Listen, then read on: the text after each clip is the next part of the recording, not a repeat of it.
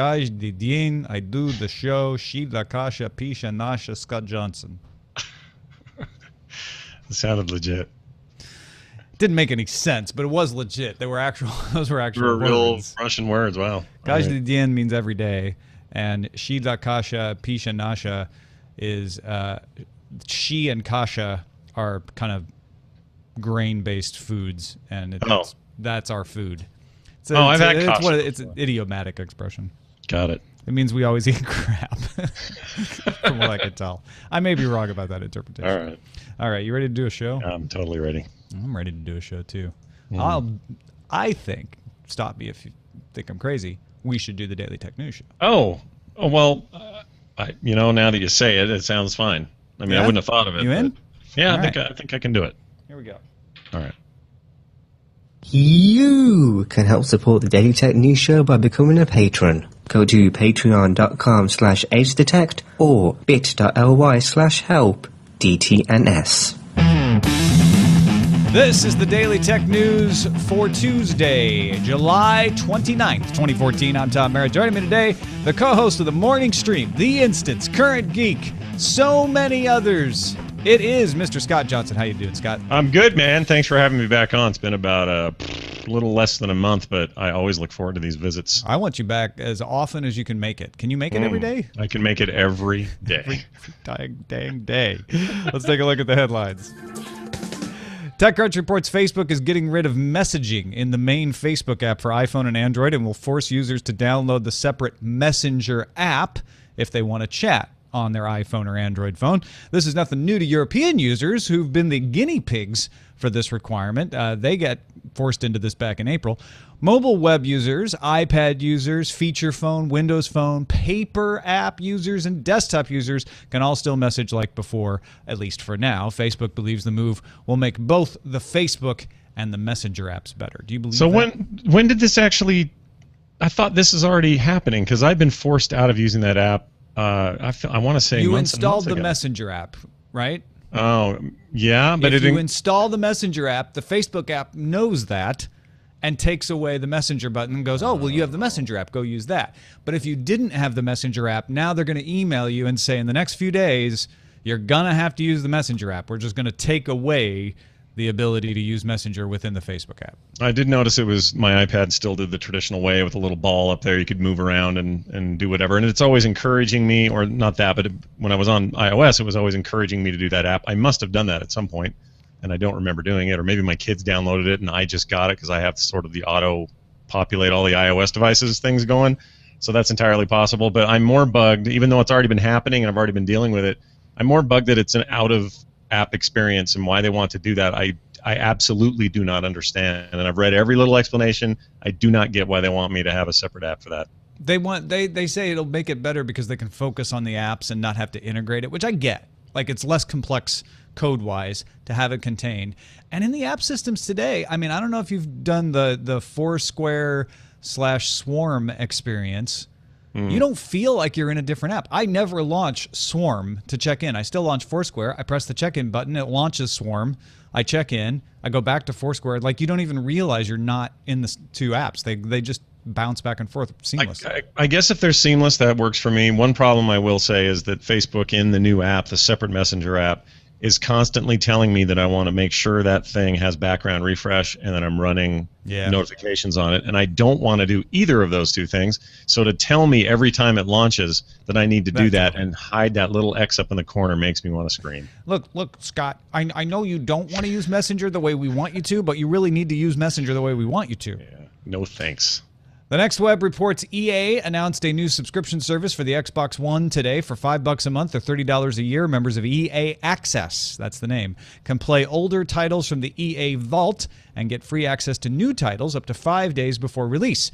After they release, you'll still have to buy the game, but you get a 10% discount on all EA titles and downloadable content if you buy it through the Xbox Store. Plus, if you played the early access version and you do buy the game, any progress you made carries over to the game after you buy it. Selected users are participating in a beta right now, but EA promises to take everybody's money soon.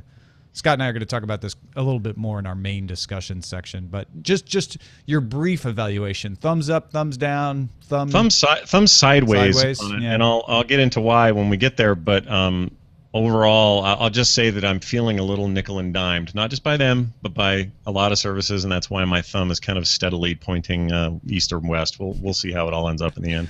Hey, is this good news or bad news for those hopeful of new MacBook Pros this autumn? The Next Web reports Apple has done a minor refresh of the MacBook Pros with Retina displays. The 13-inch starter model comes with a 2.6 gigahertz Core i5 processor now and 8 gigabytes of memory right out of the gate. The entry-level 15-inch MacBook Pro now starts with a 2.2 gigahertz quad-core Intel Core i7 chip and 16 gigabytes of memory. Usually when they do these minor spec refreshes, it means you're not going to see a new model of these for a while.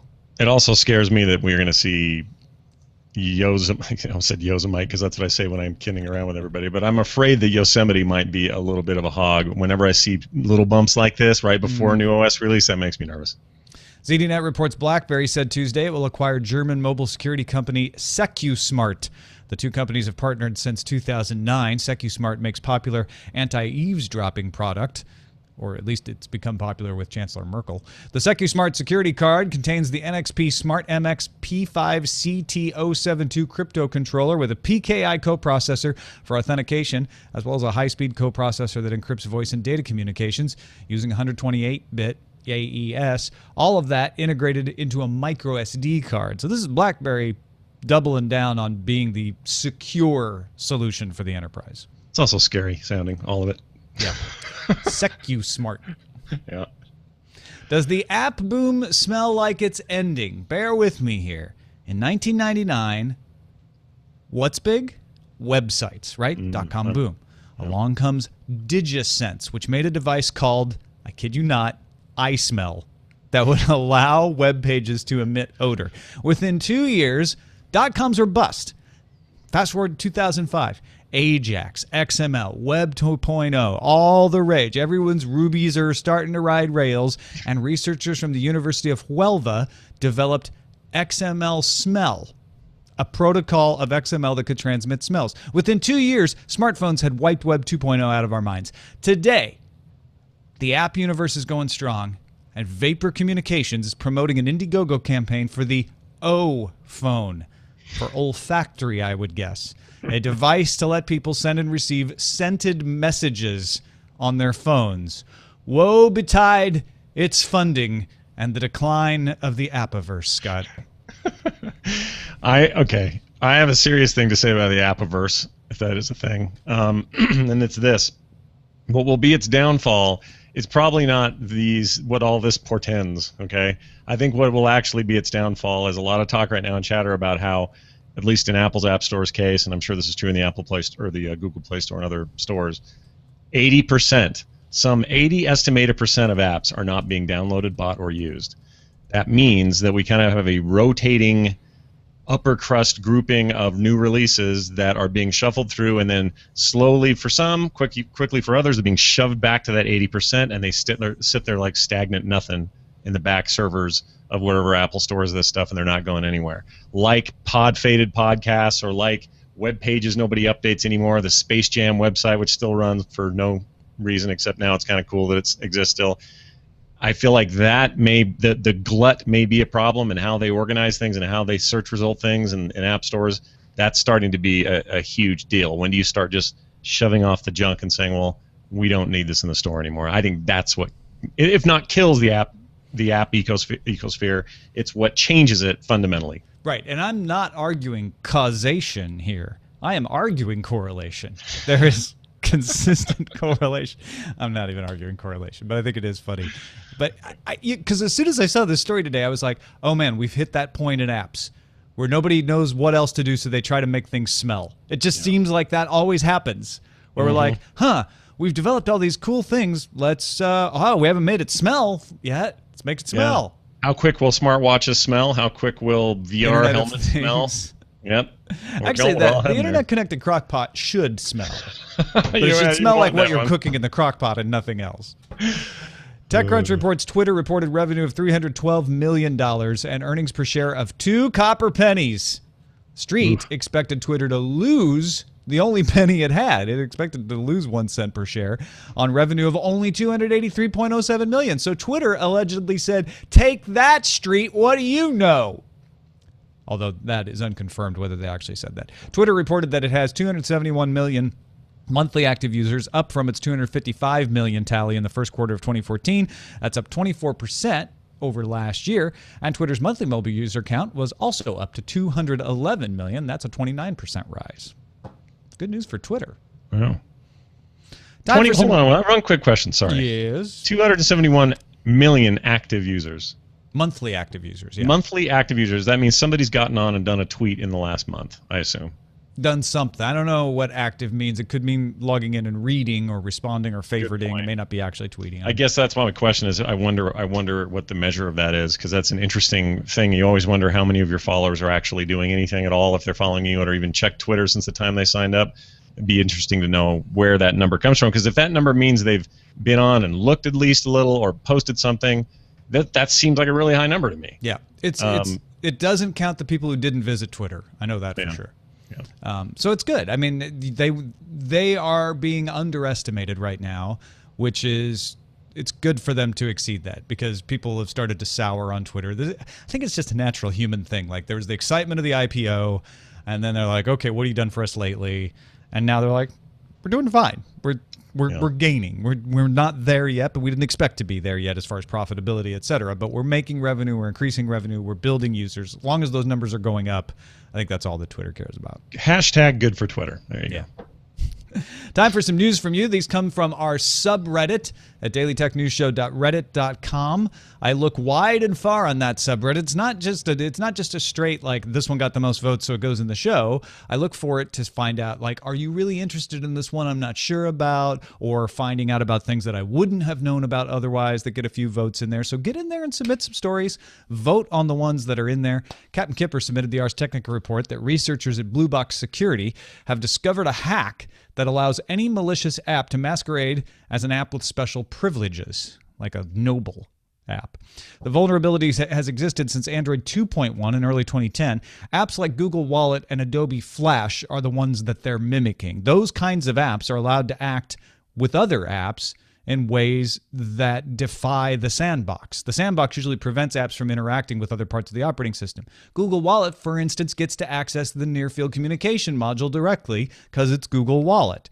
However, what happens with the bad apps is Android checks their ID and they say, yeah, I'm Google Wallet, but it does not verify the validity of the cryptographic certificates that accompany it to find out, no, you're not Google Wallet. These cleverly made forgeries can therefore allow the malicious apps to get the same special access to private information and device settings as the real apps. Blue Box calls the vulnerability fake ID because it looks like it's you, but it's not real.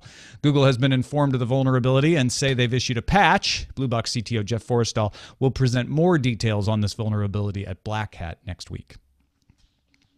Metal Freak posted the PC World article noting the announcement over the weekend that Quantum Mechanics, with an X, and Sparkplug Games will have the original cast of Firefly doing voice work for their upcoming Firefly game. Nathan Fillion, Alan Tudyk, Adam Baldwin, Sean Mayer, and Ron Glass have already recorded their bits, and Jewel State, Gina Torres, and Summer Glau will be in the studio soon. The game's coming to iOS, Android, PC, and Mac in spring 2015. Thought that thing was canceled. I'm shocked it's still being made. God, it's not only just being made, and we'll see. I mean, it was going to be for mobile, and now it's going to be for the desktop. So, but it's going to have the actual folkses in it. Yeah. You know? Maybe they split them up because those two groups didn't get along. Think about that. I'm trying to create controversy. Oh, look at you. All the women on one side, all the men on the other. Well, it's segregation. Adam Baldwin, just saying. Just throwing it out there. Yeah. SB Sheridan pointed us to a Wired UK article that researchers from the University of Michigan and New York University have been simulating wet information storage techniques, which is not nearly as disgusting as it sounds. It uses clusters of nanoparticles suspended in liquid. Works a bit like a Rubik's Cube. So clusters of particles can reconfigure around a spherical center to represent different storage states. In fact, a 12-particle cluster can have almost 8 million states. That means a teaspoon of the stuff could store a terabyte of data. All you have to do is use your scanning tunneling microscope to read the data. So they need to make that part a little easier. But this is pretty amazing. I love stuff like this. Mine's kind of blown. I mean, it feels like sci-fi level business there. But this is the way we innovate, right? I mean, they look at a hard drive and try to imagine that when it was 1971, and you probably would have had a hard time getting your head around it. Why not? Why not something weird like a spoonful of storage? Then you're going to have to watch out for your leaky hard drive. Let's look at the headlines. Hey, do you like tech history, Scott Johnson? I love tech history more than you know.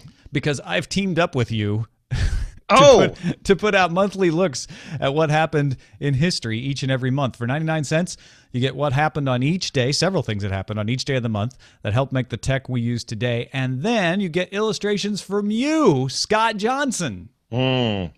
Oh, yeah, I did those. I forgot about those. You did those this weekend, actually. We got the August one out. Made it before August. Check it out. It's up on TomMerrittBooks.com, or you can search Amazon for Tech History Monthly. We've only got 2 more to do before we got the entire year covered. Yeah, and it's been, I got to say, it's really fun to look at this big, extensive list of what is happening in the world of tech history, and then looking back at times that we either weren't around for or we'd forgotten about, and we forgot how significant these things were. And for me to go through and kind of cherry pick some out that make good illustrations has been nothing short of a blast for me. So I hope people are enjoying them, and those who haven't checked it out, you really should. I mean, it's $1, big deal. Go grab it, check it out, see what you think, and I think you'll be edified by the tech history, but you'll stay for the cute art. Yes, absolutely. You'll get drawn in by the art on the cover, then you'll stay and read the tech history, be delighted, and not want to leave because there's more art. There you have it. You'll be stuck forever. Triple win. For 99 cents. TomMerrittBooks.com. All right, fine. EA Access. $5 a month, or half price if you pay for a whole year. It's $30, because $5 a month would be $60, but it's $30 if you pay for a year at once. Limited beta. Right now, the Vault has FIFA 14, Madden NFL 25, which is really Madden NFL 14, but they got cute because it was 25th anniversary anyway. I don't know what they're going to do in 2025 for Madden, but Peggle 2 and Battlefield 4. That's it. They say they're going to add more into the Vault, but you get to play older games in the Vault. So that's kind of the Netflixy part, and it's just getting started. But then you get to play new titles 5 days before release, or at least up to 5 days. That includes Madden NFL 15, NHL 15, FIFA 15, NBA Live, Dragon Age Inquisition. And like I said in the headlines, if you buy the game on the date that it comes out, your progress from playing the free version on the subscription carries over. So that's kind of cool. Yeah, it's kind of fascinating to see them essentially adopt a plan that is, if I had a comparison for it, it'd be PlayStation Plus on the PSN network, which is this very idea. You pay a subscription fee, and you get free games every month, and you get test drives on stuff, early beta access on stuff, reduced prices on other things. The only difference here is it is the platform provider who's offering the service, and it includes online play. The Microsoft angle has always been, Xbox Live is a thing you can have, and you need it for multiplayer content. But they've thrown other things in there for that. But for the most part, it's here's how you're going to do multiplayer with your friends. There's a free version of the service that gets you access to the games and other things. But if you want to play with your friends, here's what you got. So neither side's really budged from their position on that. And I kept wondering, with Sony finding real success with PS Plus, I find that thing to be very valuable to me. I've played games I would have never played before. Yeah. If it weren't Absolutely. for PS Plus. Great experiences, good games. They're not always the latest and greatest, but sometimes they're brand new and they're free the minute they come out, and you have them for a month to get it for free and keep it for free as long as you remember. I feel like what this is Microsoft maybe – I'm more interested in Microsoft's position in this, because this is them kind of saying, well, we're going to allow big publishers to kind of come in and create their own little ecosystem on our quote-unquote operating system. It's kind of like a Windows Steam kind of arrangement in a weird way. Yeah. And to have them come in, and these games are relatively new. FIFA 14, Madden 25, and Peggle 2, Battlefield 4 even. These are games that have come out in the last 6 months. Yeah, they're not super old. Yeah. And if you notice, they're mostly sports titles, which have a very seasonal playability to them, and you always want to move on to the next one. So people who are like, I don't know if I want to keep paying $60 every year for Madden, can now be like, well, shoot, pay $30, and I'll actually pay half what I would normally play, and I'll get to play the newest Madden all the time, as well as have access to the old one. It's essentially, that's where it starts to feel like a subscription service. The only downside I can see for people is that now the door is open for somebody like EA to come in and do this underneath the auspices of Xbox Live, which is going to be, well, my understanding and from all of the speculation around this, that's still a requirement to use these other services. For the online part, yeah. Correct. So you're going to pay, on top of this, you're going to pay your Xbox Live fee. And assuming Ubisoft and, let's say, I don't know, Activision and others come in and say, yeah, we're going to do some similar stuff here, and they very well may. This is their way of controlling a subscription ecosystem instead of having to live by somebody else's. Then it gets real expensive for players. They're going to have to pick and choose, and that's where things get a little weird and a little hard to make a choice, and sometimes too much choice is bad, and all those things come up on my head. So on the surface of it, I actually think it's a good way for EA to sort of boost their profile and to improve gamer relations, and it's a good deal. It's a straight up good deal. There's no question about that in my mind. If they continue to add titles and so on, we're assuming all of this. Yeah. But I don't know. I don't know what Microsoft's play is in this. Why isn't Microsoft just adopting some of these PlayStation Plus like programs and doing it themselves and benefiting more directly? That part's a little weird to me. Yeah, it would be cool if they had an Xbox plan, but that's the kind of thing that they tried to do when they first announced the Xbox, remember? And they went back on a lot of it. Mm-hmm. And so I think as a part of that backpedaling that they did, where they were trying to say, hey, you buy a game, you can play it on a bunch of different people. I think that was going to be their PS Plus competitor, right? You can play these digital games in lots more ways. We're going to be like Steam. You buy the game, you own the game. And then they had to backpedal on a lot of that stuff and say, okay, well, now we're not going to allow that playing on a friends as much and everything, but we are going to allow used games, et cetera, et cetera. Now, I should hasten to add, I made it sound like you could always play the latest Madden if you're a subscriber. You can't. You can only play the most recent previous version of Madden. Right, or if they decide to give early access or something, that may be different. You get early access for 5 days, and then you got to buy it. So it's not exactly going to keep you up to date. But this way of doing it says Microsoft gets a cut of EA, right? They're obviously, I don't know what the deals are, but they're going to get a part of the subscription for being able to allow it. And they're driving people to buy games in the Xbox store, which Microsoft gets a cut of that too.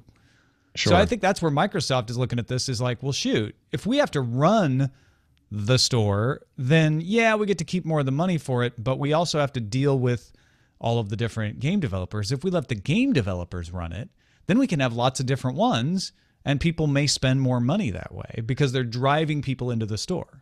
I just don't know if there's going to be a fragmentation within the platform, because you've got an opportunity for them to do what they're going to do, but it's also an opportunity for them to segment themselves away and say, EA and our little store, and we're going to rope you into these great deals, and if you do this, you're going to get to play these for free. So mission accomplished, but what that does is it keeps players only spending their money there, the precious money gamers have to spend there, and they're not spending it on Activision or other publishers. Does that create weird relationship issues with these other publishers to have Microsoft be so in bed with them, or does it open opportunities for the others to be? But then as a consumer, are you just confused by all this stuff? You just know you want to play Dead Space. Well, who's publishing that? I guess EA is, so maybe I'll do it with these guys. Well, wait, what about the new Call of Duty? Well, that's Activision. They're not doing a deal like that. I mean, I can't get 10% off? Well, maybe I just won't get it. Like, it really does kind of disrupt the flow. It's the kind of thing you normally have with a multiple console market, not a single console's ecosystem problem. Well, and I think that's why new and different. It makes sense to me that they're emphasizing sports out of the gate. And I know they've got Dragon Age, and I know they've got Peggle in here, but it makes more sense to be like, oh, EA Sports. Yes, I think of that as a franchise, so to speak. And if I'm an Xbox player, then I might want to do that. What will be interesting is if EA brings this to the PS4 or something similar. Yeah, so I guess that's the big question. Is Sony going to allow this sort of thing? Do they see this as a thing that would benefit them? And certainly EA would have no reason to be platform specific unless they're getting a huge backdoor money pile from Microsoft on this. Otherwise, have it everywhere. Put this on the PC, put this there, make this part of Origin, something, so that you can spread this thing around a little bit. I'm really curious about what other publishers are saying, and right now they're not saying anything. But I would love to hear what Bobby Kotick over at Activision has to say about a development like this, or the guys at Ubisoft. They're always scrambling to kind of play catch-up with one another, creating Steam clones and not doing a very good job at it, and then trying something else, and they've all got these great ideas. This is a pretty interesting shot over somebody's bow, and the thing is, I don't know whose bow it's over, to be honest, because I'm not really sure who is either the most benefited from this or the most victimized as a competitor from this, and obviously time tells. What I'm about to say is totally fictional and made up. I have no sources that say this, But remember how angry Valve got at Microsoft a year and a half ago? Yeah, and they were like, and suddenly Linux became the hot new platform for them. And remember, it would just seem to come out of nowhere where they suddenly like, Windows 8 is evil, and we're going to go to Linux. Yeah. My guess is that Valve was in some kind of negotiation with Microsoft about Steam. Yeah. And I wouldn't be too surprised. This is where I'm going way out on a limb. I wouldn't be too surprised if it involved the Xbox One, if there were talks at one point of bringing Steam to the Xbox One. Like that may have been their Steambox initiative. Yeah, and Microsoft just wouldn't do what Valve wanted, and so they took their ball and went home. Well, it's entirely possible. You're launching a new console. What if you had a contained Steam ecosystem within the Xbox as a thing where you could play these games in that way? I mean, I think that's an untenable thing. Saying, look, we've got the Xbox Store. We want to drive people to buy it there, not on Steam. That's a fundamental problem. Yeah. Yeah. I could see that, though. It's interesting because that did kind of come out of nowhere.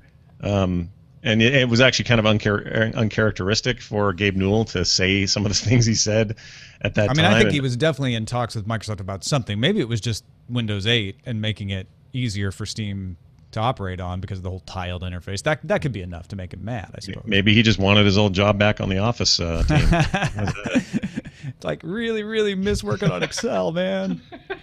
Microsoft, speaking of, about to launch a selfie phone, according to The Verge's sources familiar with the company's plans. It's codenamed Superman. You may have seen it leaked before. It has a 5-megapixel forward-facing camera on a 4.7-inch display. Apparently, there's another one out there that's saying that the HTC One M8 will launch on Verizon on August 21st, which would also have a front-facing 5-megapixel camera. Wow. So when they say a selfie camera, this is a big focus on front-facing cameras. And part of me says the market has been less serviced by the idea of a higher quality front-facing camera for a device and set of devices that are so frequently used as a way to say, come here real quick, put your arm around your buddy and take a picture and send it to everyone. You would think that would be a more serviced area of these portable devices. So, a 5-megapixel plus camera, good quality camera on the front of the phone seems really interesting. To call it a selfie camera, which was their words, is a weird marketing word. Well, and remember, those are their words as passed along by sources familiar with the company's plans. So it's far from being a marketing word, but it might be. It could be. It's not like, Nadella got up on a stage and said, hey, it's our new selfie phone. That's true. Yeah. If he had, then I would start to worry a little bit, just because I think there's a connotation with selfie phones that you need to be a teenager and really like One Direction and make dumb duck faces in the mirror for that to be a thing. You're describing me, Scott. I know. Well, only on Saturdays, so let's, we can back that truck up a little. But I don't know, more quality for front-facing cameras, I think it'd be a great thing. I always lament when I have to use the front-facing camera, but there's not really another convenient way without a mirror to do it with the forward-facing or back-facing camera. And I like generally the stuff that Microsoft's been doing with Windows Phone. So could this be a competitive edge for them? It's how they market it, because how do you market a front-facing phone without admitting it's for selfies? No, I think you market it as a selfie phone, and I think you very, very clearly say this is the phone for you and your friends when you're out in the town, and it's a bargain phone. It's not meant for you or I. This is a phone that's meant for people on a budget, people who don't have a lot of money to spend on a phone, but they want a smartphone, and it's really, really easy to put a 5-megapixel sensor in a phone that would otherwise cost you very little, and then say, hey, this is the cool new Windows Phone from Lumia, and it's one of those mid-range smartphones everywhere else, but it's got that to help sell it over other Android phones out there that are cheaper. Or screens on both sides of your phone, so it doesn't matter which side you take it on. See? Okay. Screen it all up for free. Take that one, Microsoft. Looking at the calendar tomorrow, July 30th, Yelp will release its latest earnings report. Our pick of the day comes from Kevin Klecker. My commute, he says, averages about an hour each way, and it would be much more torturous if I didn't have Daily Tech News Show to keep me informed. Well, thank you, Kevin. I always want my podcast music in Waze at my fingertips. I never knew where to keep my phone until I stumbled onto ProClip. ProClip offers vehicle mounting solutions for all of your tech and gadgetry. ProClip is a two-piece solution. It consists of a custom base engineered to fit your specific vehicle. You can choose from one of several mounting locations. It's paired with either a universal adjustable mount or a custom mount engineered for your device. phones, tablets, two-way radios, GPS units, etc. They have mounts to fit a large variety of devices, including iPhones, iPads, Galaxy Series, heck, even Windows Phone 8 devices. Most have the option to include a hardwired charger or a cigarette lighter adapter to automatically charge your device while docked. They're fairly easy to install. They lock into vents or molding and have always seemed sturdy. Since the system is two pieces, it's easy to replace the base if you get a new vehicle or the mount if you get a new device. My wife and I will be customers for life. ProClipUSA.com. And again, this is a pick from Kevin. I haven't tried it, and they're not paying us to mention it, but Kevin loves it, and he makes a good case. Yeah, that seems pretty cool. My wife bought me a. I feel like a nerd wearing it, but I run a lot now, jog a lot, and I've been using my phone, and it kind of sloshes around in my shorts and just gets staticky, and it's ruining the little end of the pair of earbuds I wear when I run. Kind of drives me a little crazy. So she got me this thing, and I forgot the name of it, but it's basically a stretchy belt and it's patented apparently. You can just tuck any kind of device into this belt at any point of where the belt has sort of a slit, like a little slit in it. So it's around your waist? Yeah, it just kind of goes around your waist. You can take it under your shirt so you don't look like a total ding-dong. It still feels like I'm wearing... I mean, I feel a little fanny-packy when I wear it, which I'm not a huge fan of. But for the most part, perfect. Just keeps it nice and snug to the side of my waist. I hardly know it's there. Easy to take in and take out. And just acts as this nice little belt and stretches kind of to your size. It's worked out pretty well. So it's nice to see other good ways of being portable with our devices, because I don't know that they're that well suited for just sloshing around in our pockets anymore. Yeah, that's what I do with mine so far. Knock on wood. Send your picks to feedback@dailytechnewsshow.com. You can find my picks, which will not include that belt, but we'll try to find out which one he uses at dailytechnewsshow.com/picks. Couple messages of the day before we finish up. Rick, currently in Tucson, writes, if you bring a weapon to a Renaissance fair, they piece bind it so you can't remove it from the sheath. The same should be done with Google Glass. Some sort of sock should be placed over the camera while not interfering with someone's vision too much. Just my 2 cents. Could they piece bind your Google Glass when you go into the movie theater? Oh my gosh! Well, hold on now. A piece binding. I don't even know how that works. How do you do that with at least you go in with a sword, let's say. That's just like putting a sock over the thing? You're asking the wrong I have no idea. person. You know who would know this? John Strickland would know this. We're going to have to ask him. I'm sure we're going to get a rasher or two of email about this. Yeah, Strickland would be the right guy to ask about this. Yeah. But yeah, so I get the general concept, which is you just put some temporary thing over. Now, I guess the thing is you could remove it, and so they'd rather just ban it than keep an eye on you. I think the future is this: as they start scrambling these devices, and I don't know when that happens. Maybe in 10 years, you walk into a movie theater and there's certain bandwidths or certain frequencies. Sebgon says he thinks they use a zip tie over the sword. Oh, interesting. So that could work. You have a little fitted thing goes over the camera, and then you zip tie it on, and then on your way out, they'll clip it off for you. Of course, you could always bring in your own clippers. Then it gets worse. That's a good idea, though. I like it. You're going to have to piece bind your clippers. You got to be careful. And David from Changeable Basingstoke in England writes, I think in many ways the furor in Europe over the right to be forgotten isn't very different from the uproar over NSA snooping in the U.S. We are all savvy enough to know that we cannot fully control access to facts about our lives, either from the internet or from the government, but we all want to have a say in the narrative. An example. I'm a loving husband, a doting dad, and a respected professional who 20 years ago was deported from Senegal over a mix-up that was resolved 2 days later. That is the narrative that I would apply to my life story. However, I have no control over what Google's algorithm might do with those facts. My professional qualifications and the fact that the Senegal thing was resolved might be pushed to page 3, while page 1 might be full of headlines that read deported in capital letters. It's a similar thing with the NSA knowing everything about you. Unless you're able to control the narrative to the facts of your life, you are potentially exposed, and it's also within reason why no one would want a photo of them on the loo on the internet, not because we are ashamed that we poop, but because we do not believe that is our defining characteristic. It is a futile fight against Google and against the NSA, but I believe it is an important one to have, as it might help shape future algorithms and create a better internet. I never thought about the emphasis is what he's talking about, because when you do a headline or you do link bait today or anything, often what you're doing is you're pulling a thing out that may not even be all that relevant to the story and making that the big, noticeable, readable, eye-catching thing. Never really thought about the idea that you could take my history on the internet and then present it in such a way that they do that same thing and only mention the time I trolled some forum or whatever. That's kind of an interesting way to look at it. Theoretically, if the search engine's doing its job, it wouldn't do that, right? But Right. we know they're not perfect, at least not perfect in every single situation that could possibly come up, especially because everybody's trying to game SEO, and some news organization that reported on the deportation but not the follow-up has been gaming its SEO. So it's stuff, I mean, it's very believable that that could show up at the very top. It's a really good example. I feel like the NSA thing is different. I feel like the NSA thing is collected in private and interpreted in private, and therefore makes it an entirely different and I think scarier situation than the public showing of the facts. But I think David's got a really good example of why that right to be forgotten is something that you need to have some control in the narrative of. And he's right that what we want with the NSA is not for them what we want is control over what they know. And that's true of the right to be forgotten too. So I do see that commonality there. Good stuff. Sure. Yeah. And apparently 40 Thieves tells me it's Basingstoke.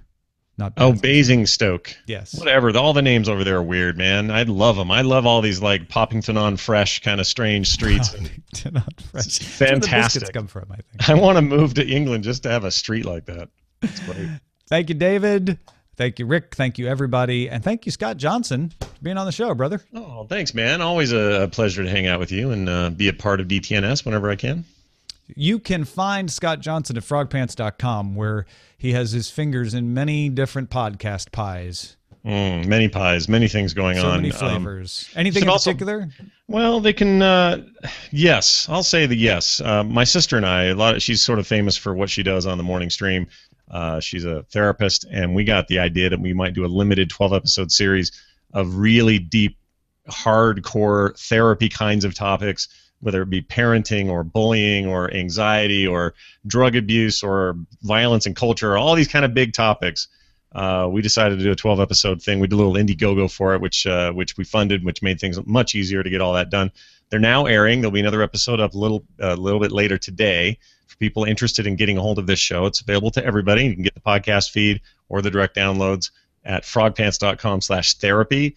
And I think people will be surprised at how deep down the rabbit hole we go and discuss kind of the common problems society deals with every day. So definitely do that, and keep tracking me online via Twitter. I'm at Scott Johnson. They can find me there all the time.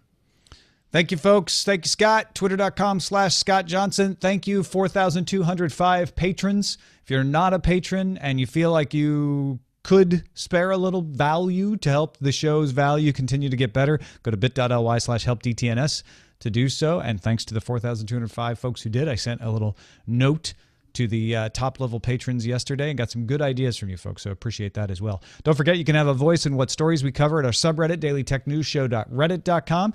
You can email us. Our feedback is feedback@dailytechnewsshow.com. Give us a call. Leave us a voicemail, 512-59-DAILY. That's 512-593-2459. And listen to the show live at mobile.alphageekradio.com. Our website is dailytechnewsshow.com. We'll be back with Lamar Wilson as our guest tomorrow. See you then.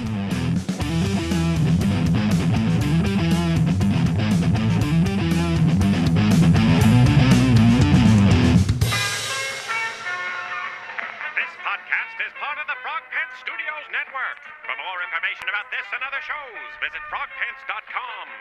Audio program so good, it's like you're there. Boom. Boom is right. Boom goes the frog pants. That went well. That was great. Yeah, I felt like I actually knew things this week. You did. Well, you always know things. I usually fake a lot better at knowing a lot of things, but all this stuff was all in my wheelhouse, as the kids say. In your Weedle house, where the Weedles, my Weedle where the Weedles live. It's my new children's book. Working on. Weedle house. Yeah, where the Weedles live. It's called Weedle House Rock. Yeah, Weedle. Yes, Weedle House Rock, everybody. No, that was really fun. Yeah, that was great. I agree. As always. It's always good to get something where we both are into it. We can both fake it. You know. Yeah, I mean, if I have to. We have to, it's but going to be all like net neutrality stuff I'm terrible at. I'm interested. I just don't know what I'm saying. But EA trying to get another $5 out of my wallet, I got it. Yeah, you're all over that. I know what's up. Now, title-wise, I see a lot of people very cleverly making use of putting EA in a word in all caps so that it stands out. Ah, yes, the all caps dilemma. Well, exactly. It's just not going to work on the dailytechnewsshow.com site because all our titles are all caps. It's actually possible to do little CSS magic and make one letter smaller, like when we did the I thing that one time. But the caps things like season I'll pass and the access of EAVil, freemium games, those just won't play on the website, sadly. All right, well, let's go looking in the weeds. Your audio got fuzzy, Jenny. Hold on. Is that better? Yeah, that's better. Yeah. Let's go. No? But I don't. What? Plug it back in again. What? Sounds like USB to me. Yeah, exactly. Are you plugged back in?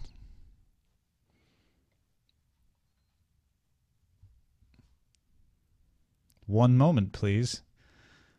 Sounds like cutting.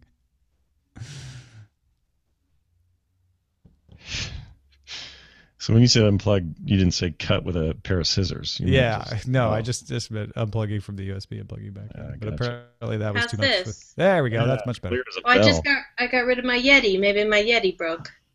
Oh. The Yeti mic. Maybe it just had a moment. So now you're back to my Mac mic. Even the Yeti. All right, but you were saying.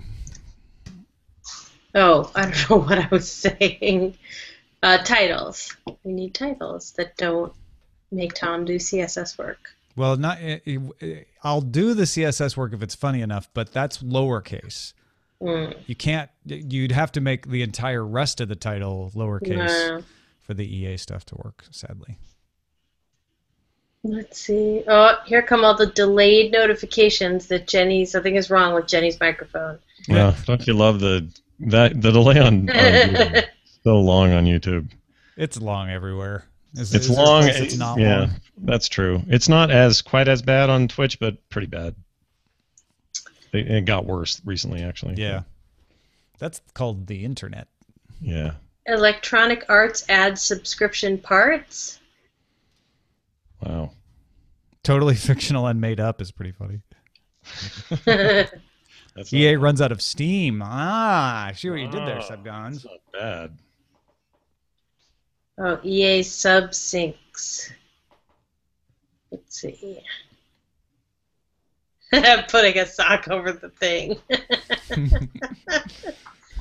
Totally fictional and made up.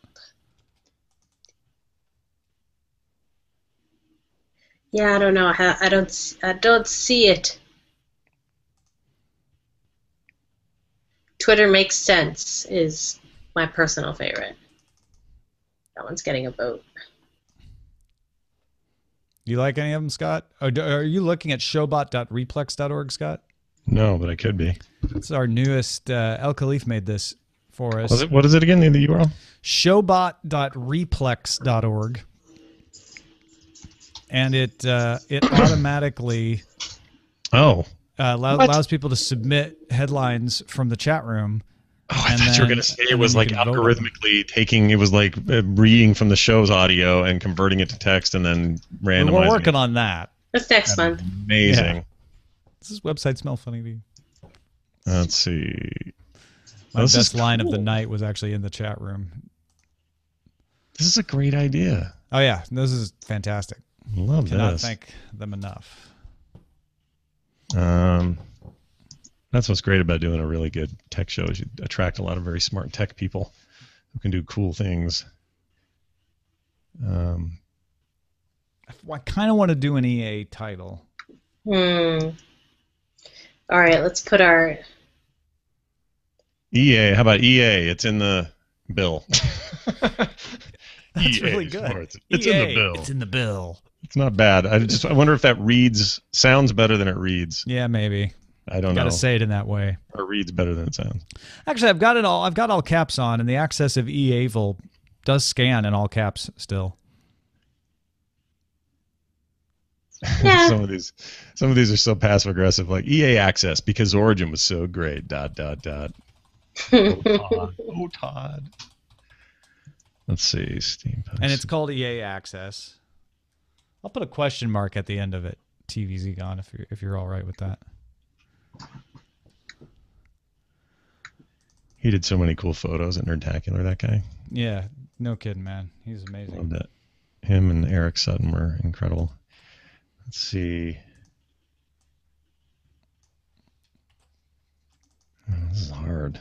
Yeah, Eric. The one Eric caught of Veronica doing Captain Morgan Yeah, it was something else, right? was hilarious. So good. Like he just encapsulated that entire little segment of the show in that one picture. Shot. Yep. I'd say it was worth 1,000 words. Yeah, that picture's 848 if you want to get exact, but we can round up. It's fine. Freemium games with the EA in the middle is pretty good, but then it doesn't really describe the thing they're doing because there's no real freemium. Right. It's not exactly right. Not in the traditional way. EA Access Your Wallet. Twitter Makes Sense is pretty good, even though that wasn't the main story. Yeah, that's Spelled my sense. next. I like that one. If we're not going to go EA, that's my favorite. What was it? EA Access Your Wallet? Mm-hmm. Origin was so great. Ouch. Where does that one got no votes? I don't Well, it see just happened. It was just Oh, okay. submitted. Got it. So I kind of like that one. I love the non sequitur, just like no sense ones. Like smelly brain fart. All right. Sounds good. What they're hoping when they submit those is that you'll say them out loud. Yeah. I guess we had the eye smell thing, but Oh, that's true. That's probably what that's regarding. Surf and sniff. Hmm. someone quoted me just putting a sock over the thing. There's 5 of those. Putting a sock over the thing is my Red Hot Chili Peppers cover band. Yep. All 5 of them, or whatever. They don't do that anymore, I've noticed, that band. No. They've matured just slightly. They've grown. Don't. 50-plus-year-old men with socks on their wieners. Nothing doesn't work like it used to. Just doesn't have the same effect. Not Nope. the same message. No. You get arrested for that. Totally fictional and made up. Do you like EA Access Your Wallet better than EA Access of Evil? Well, it'll play better visually. Yeah. Number 1 will play better visually, for sure. Evil. And it does nail it. Yeah. Is it too editorial? Not that you have to worry about that, I guess. The Evil one is more editorial than Yeah, that's what I Your mean. Wallet. Access Your Wallet is what they're doing. They're like, yeah, give us money. That one's pretty literal. The evil part presumes everyone thinks EA is evil. That's why I was going to throw a question mark at the end. Like, is this a bad idea? Yeah. Totally fictional and made up is winning now. That's my Milli Vanilli cover band. Well done, sir. Yeah, I don't get many of those, but occasionally I'll pull one of those out. All right, I am exported. So much nicer than yesterday's show when I was coming down with the bends from hearing myself on a half-second delay all show. Ugh. That's the worst. It was like nitrogen poisoning of the mind. I hate that. I can't do it. I just mumble like an idiot when that happens to me. It's rare, but when it does, You get caught in the infinite loop. Yep. You just sit there for the next 3 weeks doing that, not eating or sleeping, just looping. Yeah. Somebody unplug his earphones. Quick. He's stuck. We don't know what to do. You ever see that old Christopher Walken movie, Brain? Crap.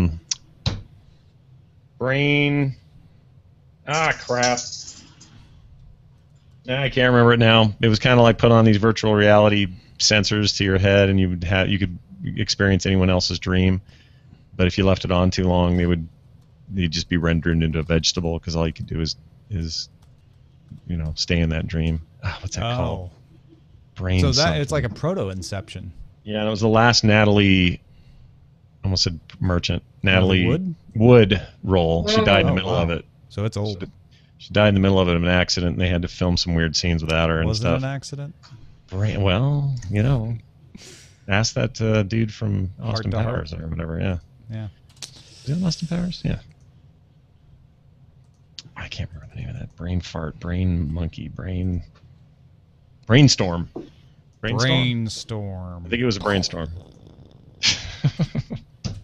You're doing your own Foley work now. I like it. Yes, I am. That's until we get the Patreon up a little farther, I have to. Sure. Thank you, TVZ Got Brainstorm.